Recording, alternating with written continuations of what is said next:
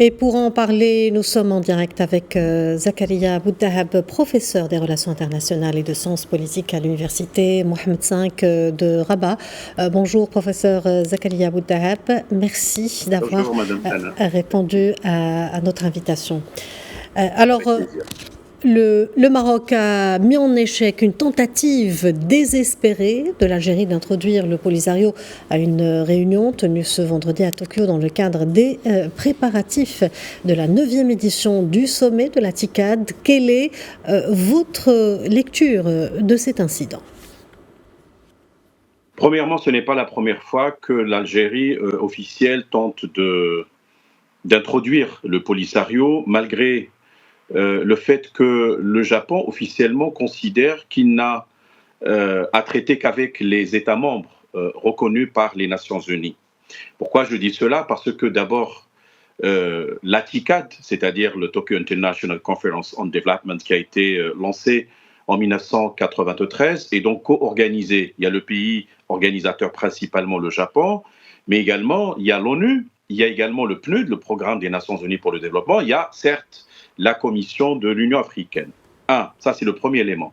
Le deuxième élément, c'est qu'il y a quelques semaines, au niveau même de l'Union africaine, la décision a été prise pour ne permettre qu'aux États membres des Nations Unies de participer aux partenariats internationaux.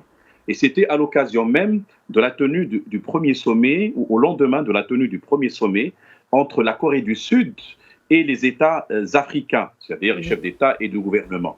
C'est le même format que la Russie a préféré lors de Sochi. C'est le même format que les États-Unis avaient retenu il y a longtemps. D'ailleurs, le dernier sommet, c'était en décembre 2022, ainsi que d'autres pays comme l'Italie, par exemple, en février 2024.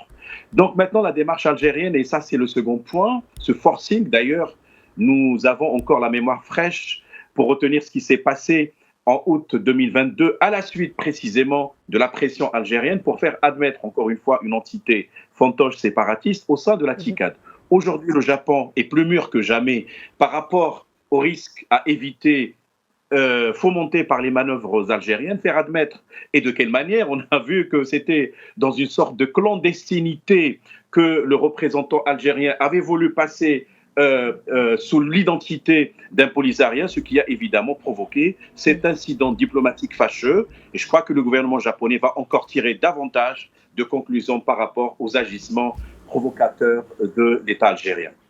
Justement, le Japon a réitéré sa non-reconnaissance de l'entité fantoche du Polisario suite à cette mascarade orchestrée par l'Algérie. S'agit-il d'un énième échec qui s'ajoute à Alger ? Ben oui, c'est une sorte de, comment j'allais m'exprimer, le Polisario moribond. C'est les dernières cartouches, elles sont vides de toutes les manières, car finalement l'Algérie s'expose au regard de la communauté internationale à la moquerie, franchement. D'ailleurs, nous avons également la mémoire fraîche, mais là c'est par rapport à l'incident avec l'Espagne il y a quelques années, quand on a vu que l'Algérie a voulu faire admettre, soi-disant pour des soins, en Espagne, sous une fausse identité pour faire passer le Ben Batouche, qui est donc le chef soi-disant des séparatistes. Donc finalement, aujourd'hui, moi je crois que ce sont les signes d'un effondrement irréversible.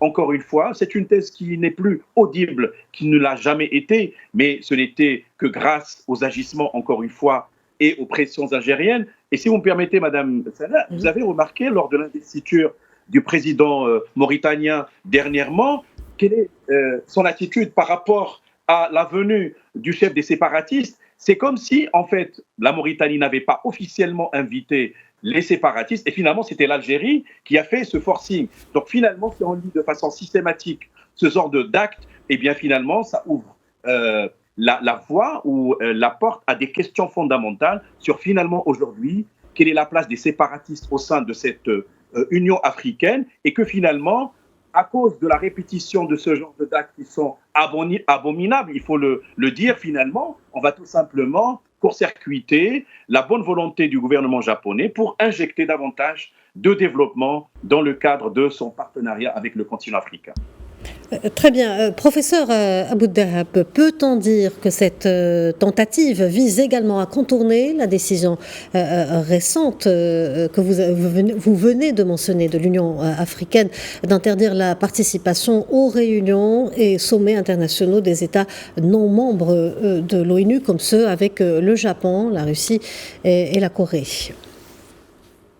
Je pense qu'il y a deux façons de procéder, à mon sens, sur le plan opératoire. Premièrement, c'est de ressasser que c'est l'Union africaine qui a décidé désormais de ne retenir que le format chef d'État et de gouvernement reconnu par les Nations Unies. Et il faut aussi que l'Union européenne également suive la même démarche, à mon avis, pour éviter ce genre de scénario. Le deuxième point, il faut qu'il y ait encore davantage de clarification de la part du gouvernement japonais. Il l'a déjà fait, certes, mais on sait très bien que la démarche japonaise, elle est très discrète, elle cherche un peu à prendre la massue du milieu, mais il est clair que le Japon doit encore une fois prendre des précautions parce que, attention, la réunion qui s'est tenue hier, il y a aujourd'hui et demain la réunion ministérielle, ce sont des réunions préparatoires à la TICAD 9 qui se déroulera cette fois-ci à Yokohama en août 2025. Il faut donc aujourd'hui anticiper une potentielle participation de cette manière. Troisième point, à mon avis, qui est extrêmement important,